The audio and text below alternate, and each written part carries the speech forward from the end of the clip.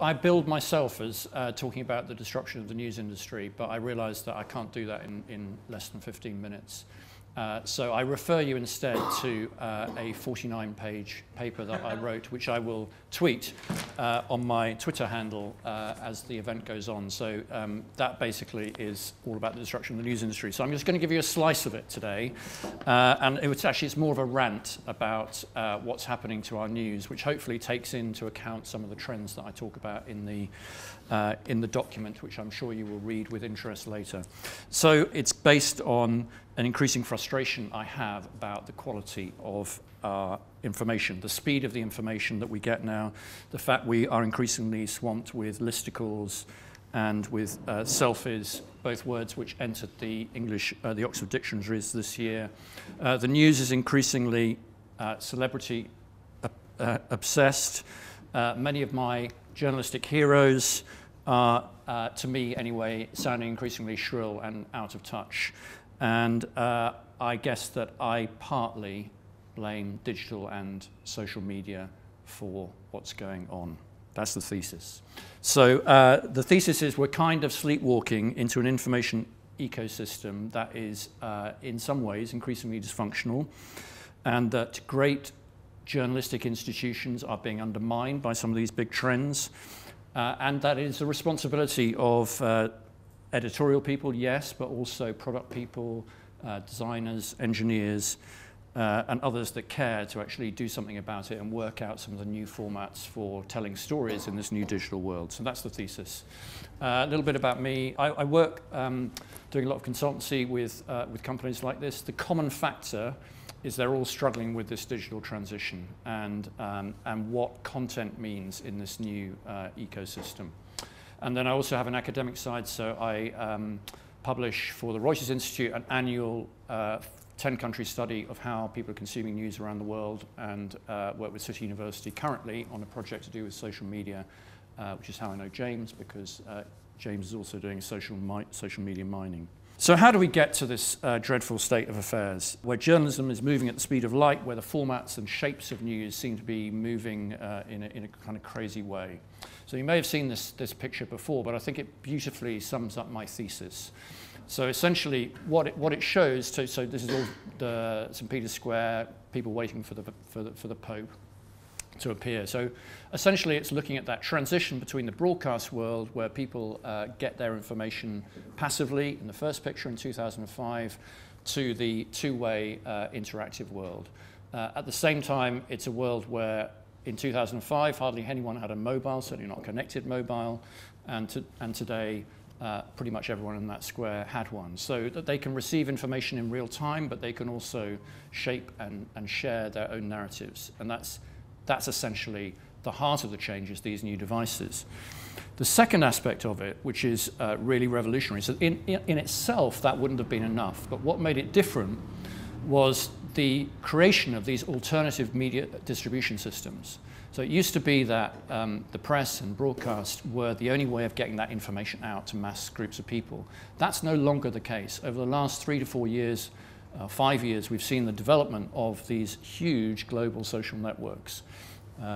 And despite the press reports don't believe them, they are all continuing to grow. So Facebook, people aren't leaving Facebook in droves, growing strongly still.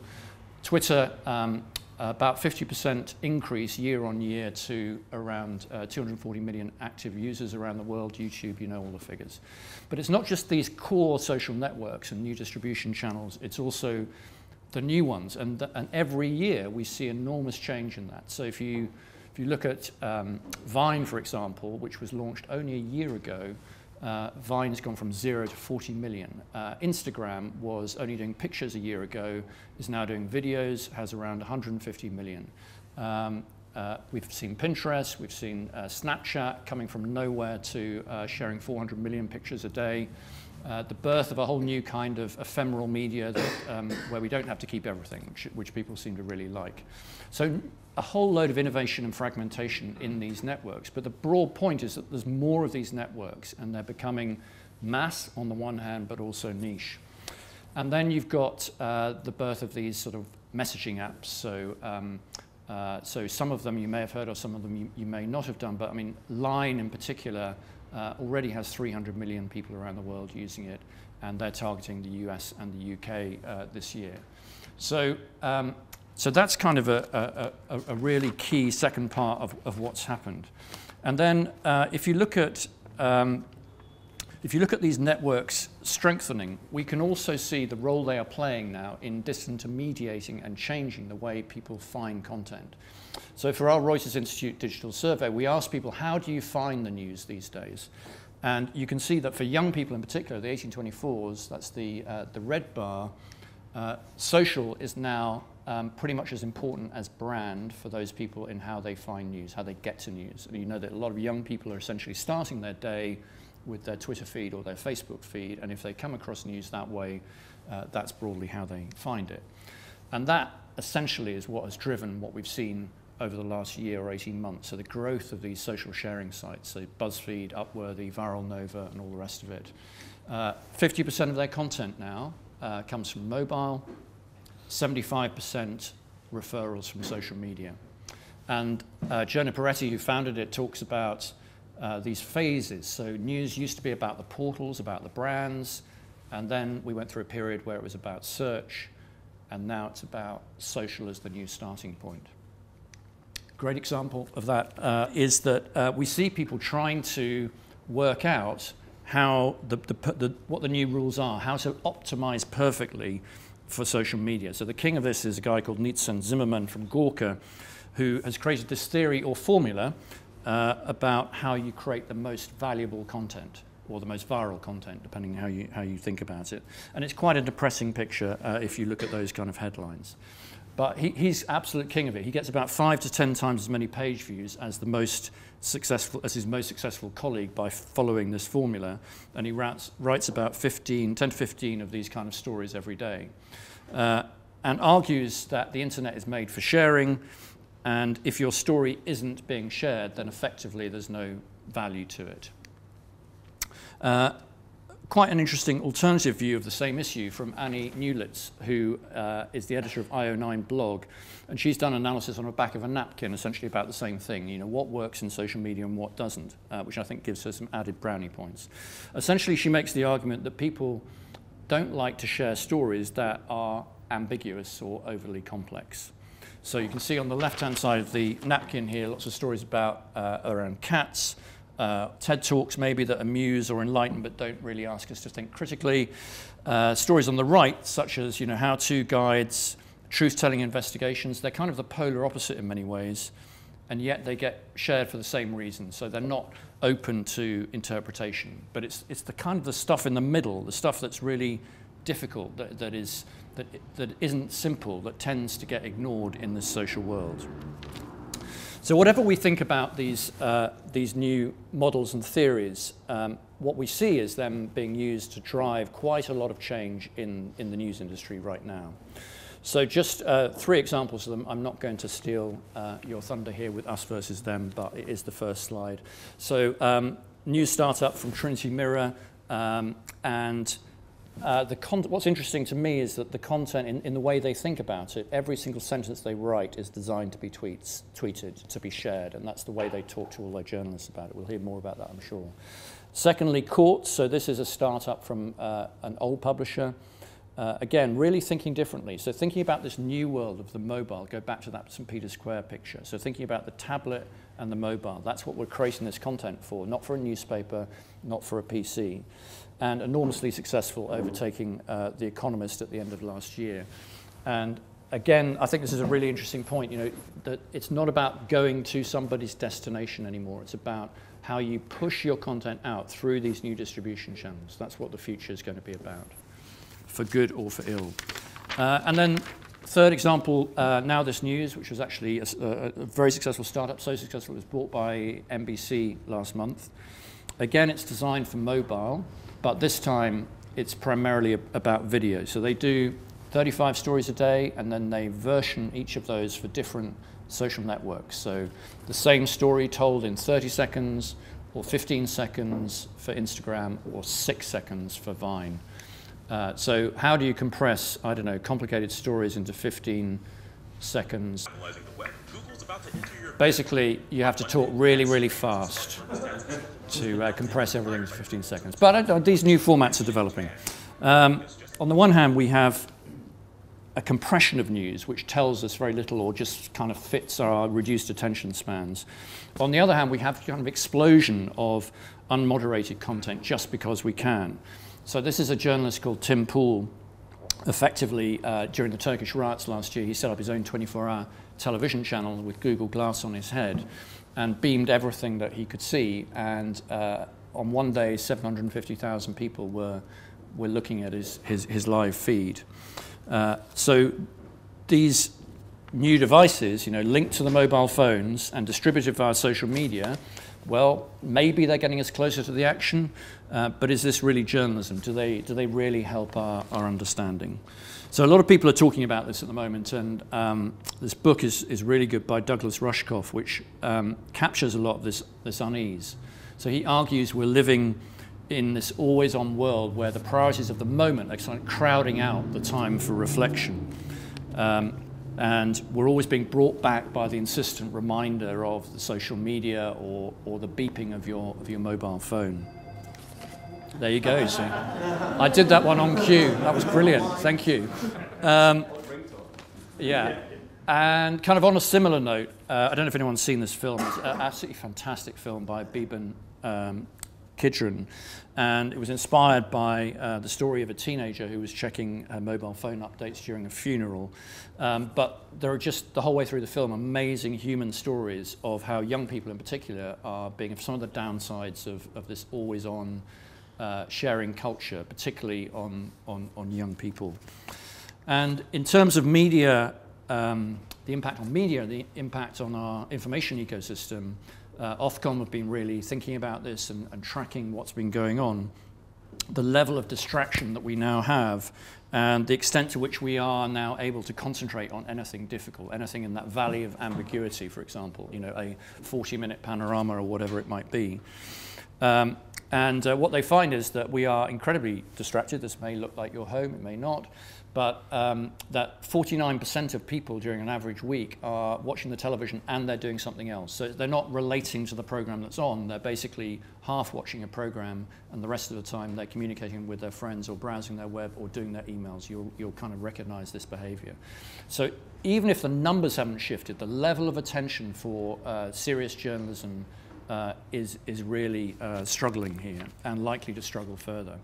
If you just look at this from an age point of view, this is your classic news curve, which is data from this year's Reuters report.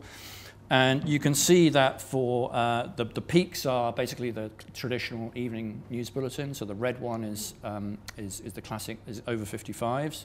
But you can see for younger people in particular that there's very little peak there. They're just not interested in sitting down and watching a built television program in the way that perhaps what they had to do in the past because there was no alternative. So what's to be done about all this? Well, unfortunately, I don't have time for that part of the presentation. But I think despite my concerns, I am broadly an optimist and an evangelist. I've been doing this for 10 years, being optimistic. So I'm just having a moment's pause and reflection right now with you, sharing my soul, bearing my soul with you. But I do remain optimistic, just maybe not quite as optimistic as I used to be.